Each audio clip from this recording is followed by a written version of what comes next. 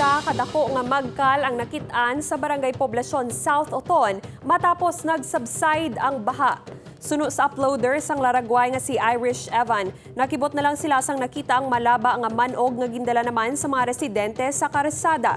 Nagtuga man ini sang kakulba sa mga residente pati sa mga nagalabay nga motorista. Ang nasambit nga manog ang gin-turnover na sa Oton Municipal Environment and Natural Resources Office.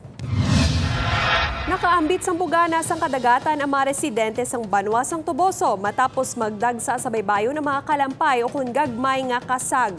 Sa litrato nga gin-upload sang isa ka netizen, makita nga madamo sa mga residente ang gilayon nga nagpadulong sa baybay agud magpanguwa sang kalampay apisar sang malain nga tiyempo. Bugana sa mga seafood ang Banwa gani isa man kapalatandaan nga matinlo ang kadagatan bangod sa pagdagsa sang madamo nga mga kalampay.